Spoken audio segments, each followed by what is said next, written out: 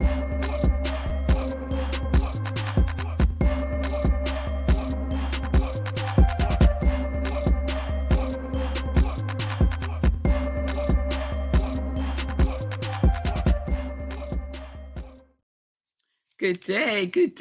day, everybody. So the folks on Instagram are getting a preview of today's sip because I am pre-recording it on New Thought Media Network, YouTube, and Facebook, but I am live on Instagram.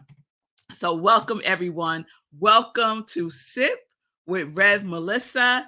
I am Rev Melissa, and I am so excited to be with you today for Morning Sip with Rev Melissa. SIP stands for Spirit in Practice, where we practice because practice makes progress. And we are about that progress life. Yes, we are. So I use the technology of spiritual psychology, spiritual practices, and universal principles to companion people in disrupting limiting patterns of thinking, believing, behaving, so that they can prioritize their healing from within. We reveal our healing from within. This is my ministry of joy, where I support people in living life in joy, connected to their yes. I am an ordained interfaith minister, a licensed religious science practitioner, a spiritual life coach, and the spiritual director at Rockland Centers for Spiritual Living, which is a New Thought Center in New York. So if you need support, you can reach out to me through my social media at I am Rev Melissa, and we can set up some time to talk. All right, y'all. So as I mentioned, today is a pre-recorded show, but we still get to do all the things. You still get to comment. You still get to say, good morning, how are you? I'm from Colorado, all the things. Don't limit yourself in any way. Talk back at the screen, y'all. That's what I'm saying, because we are in our Reciprocal series, which is giving me exactly what I need. Yes? And I hope that it's also giving you exactly what you need. So as a reminder, the definition of reciprocal is given or felt by each other towards the other, mutual, equivalent, inversely corresponding, done in return. And the vibrational code, the origin of the word is returning. Returning. Yes? So, what is the question of the week? The question of the week is this: are you in a reciprocal or a resistant relationship with the universe? Are you in a reciprocal or a resistant relationship with the universe? With others? How about with yourself? Yes? And yesterday, I shared some of the words from Ernest Holmes' Science of Mind text. And I hope that you let this sit in and register that there is a reciprocal relationship between you and the universe. And what is that relationship? That relationship is an equivalent. There is an equivalent relationship with the universe based on your thinking, your believing, your knowing, your speaking, your doing, all the things, all the things. There is a reciprocal relationship. And Ernest Holmes said, there is an eternal outpouring of spirit through us. And we often say, God can only do for us what God can do through us. So are you allowing the universe, spirit, love to pour into you, to pour through you, and ultimately to pour as you? Yes? That there is no separation between who you are and your relationship with God. It is one and the same. Please hear me now. It is one and the same. So today, I want to talk a little bit about the definition of reciprocal as equivalent and inversely corresponding.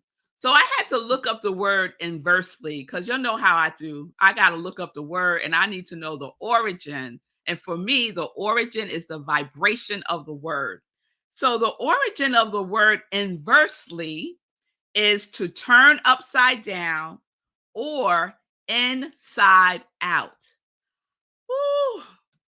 When I saw that inside out, I was like, "Oh, yes, that's what we're talking about." Because as within, so without. As above, so below, right? It is the law. It is the law. So when we think about the law, we could think about the the law of reciprocal. There's a law of receptivity. There's also a law of mental equivalent. There is a law of correspondence, right? But let me tell you, because people sometimes ask me, well, Red Melissa, how many laws are there? Right? One. There's one law, the law of God, the law of mind. Everything else is just the expression of it, right? There's it's the diversity of the expression of the one. Yes, just like we are. Just like we are. We are one, but we are the individualized expressions of the one. So there is one law, and there are all of these individualized expressions of that one law, the law of mind, the law of God. Yes? So the law of mental equivalence and the law of correspondence are very closely related. I would say they're siblings. I would say they're siblings. So I want to share a couple of things with you today from Ernest Holmes and Emmett Fox. So I'm going to do Ernest Holmes first, and I'm just going to share the definitions that he gives for both of those laws, the law of mental equivalence and the law of correspondence. So the law of equivalent, having a subjective idea of the desired expression. What does he mean by subjective idea? Our subconscious mind is creative, it's part of the creative process, right? So we use our subconscious mind to create. And sometimes Ernest Holmes refers to the subconscious mind as the subjective mind. And I like to remember it as what's the subject matter here? What's the subject in my mind, right? What's the theme? Where am I going? Right? So the subjective idea of the desired result. As we bring ourselves to a greater vision than the range of our present concepts, we can then induce a greater concept and thereby demonstrate more in our experience. So that's mental equivalent. What are you thinking? How are you thinking? What images are in your subconscious mind? Because what will be produced from within those mental equivalents will outpicture itself. That is inside out. That is how we live. Yes? Then the law of mental equivalence, not law of correspondence, mental correspondence. Ernest Holmes says the inner image in mind, which balances the outer objectification of itself. Every objective thing has a inner mental correspondence. So very similar to mental equivalence. Yes, to me, it's like the same thing, but that's okay. The inner image in your mind will be outpictured. It corresponds. It's the law. And guess what? You can't break the law. You could misuse the law. Yes. You could use the law unintelligently. You can be ignorant about the law, but you can't break it. You cannot break the law of mental equivalent, the law of God, the law of mind, the law of correspondence. So I wanted to share that from Ernest Holmes. And then he's known as the originator of mental equivalent, and that is Emmett Fox. And I'm reading from around the year with Emmett Fox. This was my inspirational reading a couple of years ago because every day there's this golden nugget that you can use and apply in your life. So, day July 26th is titled The Mental Equivalent. So, let me share this with you. He says, some years ago, I coined the phrase mental equivalent. For anything that you want in your life, a healthy body, a satisfactory vocation, friends, opportunities, and above all, the understanding of God, you must furnish a mental equivalent. Supply yourself with a mental equivalent, and the thing must come to you. Must come to you. The secret of successful living is to build up the mental equivalent that you want and to get rid of, to expunge the mental equivalent that you do not want. I love that word, expunge. Get rid of it. Run, run, Forrest. Get rid of it. Get rid of the mental equivalent of the things that you do not want. Some of us spend all our thinking energy on imagining the things that we do not want, imagining past events, right? I find myself doing that sometimes, rethinking, reliving, refeeling something that happened in the past. And I have to say to myself, wait a minute, girl, where are you? Is is that what you wanna relive? Oh, no, no, no, no, no, no, no. What is it that you want now? What is it that you are desiring now? What is it that you want to see outpictured? What is it that you wanna experience? What is it that you want to be now, today? Not yesterday, not 5 years ago, right now. Because what I am focused on today will be outpictured as my tomorrow. And it'll only get better and better as I continue to grow my mental equivalent.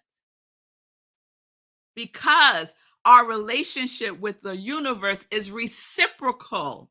Our relationship with our thinking is reciprocal. Our relationship with our feeling is reciprocal. Our relationship with our doingness is reciprocal. Our relationship with our beingness is reciprocal. It is reciprocal. It will return unto you that which you put into it with a capital I and a capital T. How are you spending your time, these precious moments that we have every day to live fully as the expression of love, of joy, of peace, of harmony, of abundance, of confidence, of courage? How are you spending your thinking, your speaking? How are you speaking to yourself? How do you receive yourself? Do you receive yourself as love? Yes. This is what we get to do for ourselves every single day. This is not a part time job. It ain't a hobby, y'all. It ain't a hustle. This is our life. And we are promised a life that is full, abundant, whole, glorious, magnificent, wondrous. Do you have the mental equivalent of that? Do you have the mental equivalent of that? Well, guess what, beloveds? You could start today. You could start today. No matter what situation you are in right now, you can change it. You can transform it. You can transmute it because there is a power for good in the universe. And guess what? As Ernest Holmes loves to say, you can use it. You don't have to create it. You don't have to go find it. You have it. It is within you. It is your spiritual DNA. Yes? Oh, yes, y'all. Oh, yes. Oh, yes. I want to share one last thing with y'all. And I'm going back to Ernest Holmes. This is what he says. We cannot demonstrate beyond our ability to provide a mental equivalent of our desire. You got to have the mental equivalent first. We cannot demonstrate beyond our ability to provide a mental equivalent. Look at your life. It's giving you information about the mental equivalent. Do you want it to change? Do you want it to increase? Do you want it to be different? Then you know what it is that you need to do, what it is that you need to think and speak and focus on intentionally and constantly, consistently, without ceasing. Yes? All right. All right. Because we are in a reciprocal life, we're in a reciprocal relationship. If you didn't know, guess what? Now you do. Now you do. All right. I think that's all I want to share. I'll just end with this. We cannot receive beyond our opening of our thinking, feeling, believing, knowing, doing, and being. We cannot receive beyond that. We cannot receive beyond the equivalent of all of that. We live inside out. And sometimes we have to turn our lives upside down to get to live inside out. Woo! What you said, Rev Melissa? I said sometimes we got to turn our lives upside down in order to really get that we live inside out. Get that, because that is what it is. All right, y'all. All right. So I'm not going to do joy news today because I'm pressed for time, but I wanted to make sure that I left you with a word today, that I left you with a sip of spirit and practice, because these are things that we get to practice, that we get to apply in our lives right now. Right now. Put it into action. So I will see you back live tomorrow, Friday, as we continue with our reciprocal series, because I ain't done with it yet, y'all. This one's going to go into next week, I think. I'm not done with it yet. So, peace and blessings, everybody. Peace and justice. We are living life in joy. We are living life in joy, connected to our yes. Yes.